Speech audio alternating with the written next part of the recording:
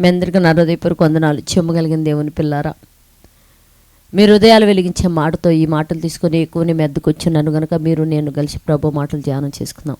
రాత్రి కాలం నుంచి మిమ్మల్ని, మీ కుటుంబాన్ని, మమ్మల్ని, సంఘాన్ని, భూమి మీద ఉన్న ప్రతి బిడ్డని జ్ఞాపకం చేసుకొని ఊపిరిని, జీవాన్ని, ఆరోగ్యం ఇచ్చి తన సన్నిధి మనకు తోడుగా ఉంచి ఆయన మాటలు వినగలిగే స్థితిని మనందరికి ఇచ్చినందుకు మన ప్రభు, మన రక్షకుడైన యేసయ్య పరిశుద్ధ నామముల పరలోకమందున దేవునికి శిరస్సు వంచి వందనాలు తెలియచేసుకుంటూ ఈరోజు మన ఆత్మలకు ఆహారంగా దేవుడే మాటలు నియమించాడు. వాటిని ఒకసారి మనం ధ్యానం చేసుకోగలిగితే 1 కొరింథీయులకు రాసిన పత్రిక 6వ అధ్యాయం 19వ వచనంలో ఒక మాట రాయబడింది. దేవుని పిల్లరా, మీ దేహము దేవుని వలన మీకు అనుగ్రహింపబడి ఉన్నది, మీలో ఉన్న పరిశుద్ధాత్మక ఆలయమై ఉన్నదని మీరు ఎరుగురా అని రాయబడింది. అంటే ఈ దేహం అంట దేవుని వలన మనకు అనుగ్రహింపబడింది అంటే దేవుని పిల్లారా. అంటే దేవుని వలన మనకు ఎలా అనుగ్రహింపబడిందంటే మన ఆత్మ అనే కణం మన తండ్రిలో నివసిస్తున్నప్పుడు, మన తండ్రి ద్వారా మన తల్లి గర్భంలోకి ప్రవేశించినప్పుడు ఆ ఆత్మ అనే కణాన్ని అక్కడ పెట్టి దేవుడు మరి తల్లి తీసుకుండే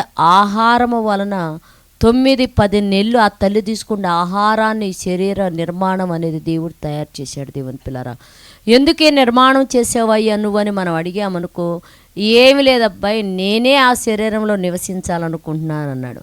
ఈ శరీరంలో దేవుడు ఆత్మ నివసిస్తుంది. మనము నివసించినప్పుడు దేవుని పిల్లరా, మన దేహాన్ని అంట దేవునికి ఆలయముగా మార్చి మనం స్తుతించాలని దేవుడు కోరుకుంటున్నాడు. కనుక ఈ శరీరాన్ని దేవునికి ఆలయముగా మార్చి నిద్ర లేగవటంతో ఆయన స్తుతించి గణపరిచేవారుగా భూమి మీద ఉన్న పిల్లలందరూ బ్రతుకున్నట్లు ప్రార్థన చేద్దాం. పరిశుద్ధుడా, జీవము కలిగిన మా పరలోకపు తండ్రి నాయన, నీ కృప కలిగిన నామానికి వందనాలు నైనా.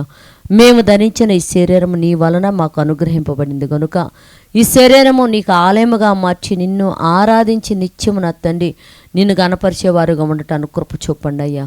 ఎంతమంది అయితే తండ్రి నీకు ఆలయముగా కాకుండా అపవాదికి ఆలయముగా మారినైనా భయంకరమైన తండ్రి కుటుంబ సమస్యలతోనూ, వ్యాధులతోనూ, రోగాలతోనూ బాధపడుతున్నారు, అట్టి వారిని దర్శించి ఆ రోగాల నుంచి ఆ బిడ్డలకు విడుదల కలుగు చేసి నీకు ఆలయముగా మారిపోయినటువంటి కుటుంబాలు మీరు ఆశీర్వదించి సహాయం చేయమని మా రక్షకుడు నీ కుమారుడైన యేసయ్య పరిశుద్ధ నామములో ప్రార్థన అడుగుతున్నాం తండ్రి, ఆమెన్. మీ అందరికీ నా హృదయపూర్వక వందనములు, ధన్యవాదాలు.